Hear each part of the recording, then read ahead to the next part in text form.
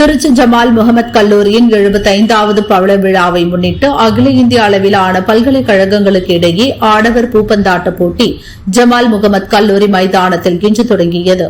பாரதிதாசன் பல்கலைக்கழகம் மற்றும் ஜமால் முகமது கல்லூரி இணைந்து நடத்தும் போட்டி வருகின்ற 17ஆம் தேதி வரை நாக் அவுட் மற்றும் லீக் முறையில் நடைபெறுகிறது.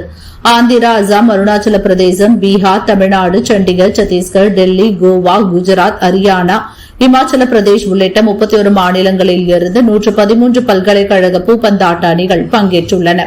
பல்கலைக்கழகங்களுக்கிடையேயான மற்றும் வீரர்களின் ஒற்றுமை மற்றும் விளையாட்டுத் திறனை மேம்படுத்தும் விதமாக போட்டிகள் நடைபெறுகிறது.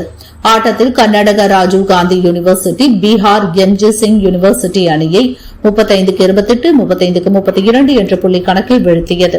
மற்றொரு போட்டியில் சத்தீஸ்கர் பிஜேஆர் சுக்லா யூனிவர்சிட்டி பாண்டிச்சேரி பல்கலைக்கழக அணியை 35-30, 35-29 என்ற புள்ளி கணக்கில் வீழ்த்தியது.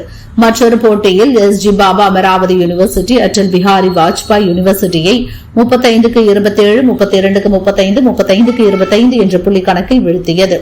போட்டியில் பங்கேற்ற வீரர்களை விளையாட்டு வீரர்கள் மற்றும் பார்வையாளர்கள் உற்சாகப்படுத்தி போட்டிகளை கண்டு ரசித்தனர்.